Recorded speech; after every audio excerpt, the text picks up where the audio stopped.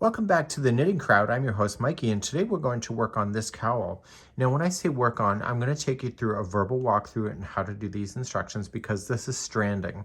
So when you peel it back, you can see that the yarn is being carried in behind, and I recommend the double stranding method in order to do it where you use two hands in order to make that happen. So you'll find that available on this channel. So everything I'm about to share with you is already here on the channel, and it's just a matter of just changing up the stitch work in order to do something different. So it's like working on a hat, but it's a cowl. So this is a free pattern. You can find the information for this in the video description if you'd like to download this. And this is called the Fleur knit cowl. And what this was using is Caron and Pantone many years ago when it was around. It was 2 braids, so it was just a little package, and there's a total of 10 colors complete. So even if you don't want to match the colors that you see here, I just changed it to something else, and I did use Caron and Pantone. So this is going to be successfully using the crochet charts in order to make it happen. So it is just like Fleur, you are going to follow the instructions in order to make this happen. So let me explain how these instructions are, and then you can do this on your own. And this is one of those ones where I really seriously enjoyed making this. And if you look really carefully, I don't know if you see it, but it almost looks like there's butterflies in the center, the way things worked out. I don't know if that's intentional, but I absolutely am just obsessed with it. So let's show you how to do this through a verbal walkthrough.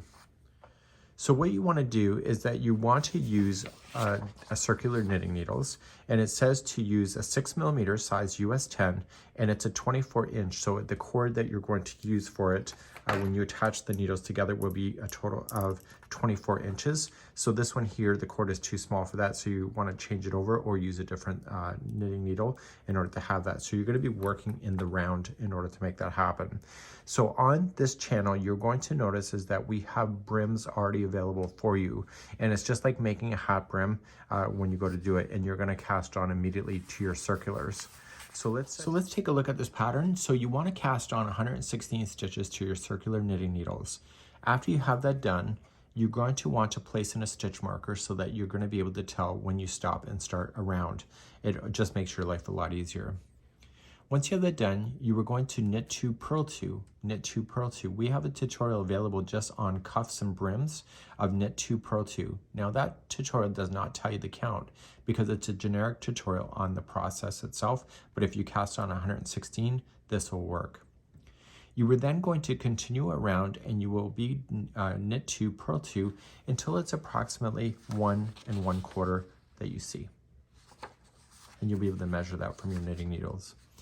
But you're not quite done at this point. Here it says increase 4 stitches evenly in the round. I want you to look at it from this perspective. So you would want to do a make 1 near the beginning, a make 1 about the quarter way through, make 1 about halfway through, and then 3/4 make 1. So you're going to go from 116 stitches to 120 by increasing just like that.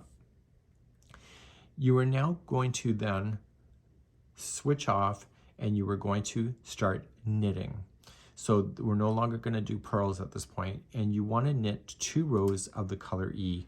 Look at here what the color is. If you are going to substitute, just write down the name of the substitution so it makes your life a lot easier. So color E would be right here.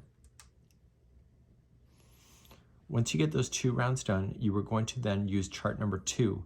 So chart number 2, you're going to just follow it and change the colors as you see here. So I recommend a 2-strand, 2-hand method, so you have both strands working in your hands at the same time and being able to easily switch them back and forth in order to make that happen. And you're going to see, depending on your colors, it'll work out really quite lovely, just the way you see it here. After you get this chart 2 done, you're going to do 2 rounds, again knitting of color E. And so this will be this color right here. Once that's done, you're going to knit 19 rounds of chart 1. So you're going to go 1 through 19, just follow the colors just like you see it, use your information that you have, and do those 19. So this blue right here to this blue is that chart. And you're going to see how lovely it works out here in the center. After that's done, you're going to then change your color back to E again and knit 2 rounds of the color E, and that's here, right here. Then you are going to use this chart and go from 1 through 7 once again. and you'll just follow it through in order to make that happen. And then once that's done, you're going to knit 2 rounds of the color E again, which will have the balance point. After that's done, we're now going to make the top here of the cuff. Remember that we're at 120 stitches. We need to take ourselves down to 116.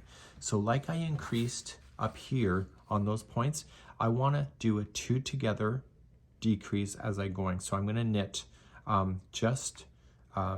knit 2 together here at the top, then about a quarter way knit 2 together, halfway through 2 together, 3/4 2 together, and that'll eliminate 4 stitches to take you back to 116. From here, the remaining of the 1 1/4 inch that you'll have left is going to go back to the knit 2, purl 2, and you'll completely alternate between that going all the way around, and so then you end up with the nice stretchy section just like so. So up here you can see that I knit 1, purled 1 here at the top, so if you would prefer to do that you can, but this here is knit 2, purl 2, and you can decide what works for you. It uses almost the same amount of yarn, and that's something that you can decide. In actual fact, until I just said that, I did not realize that I didn't follow the instructions. But you know, this is the whole idea of your own creativity. Do what makes you happy, love what you do. And let me turn it over. This is the seam line where things are, and when you look at the inside, it's all stranding, so the yarns were just stranded in order to be able to make a lot of sense and have a lot of fun with that. So I think this is absolutely just stunning. It feels amazing. This is a merino based wool, and for me, I don't have wool sensitivities, but if you don't like wool, just use your acrylic, your knitting needles, and you can have something just like this. I hope you enjoy, and enjoy your new cowl.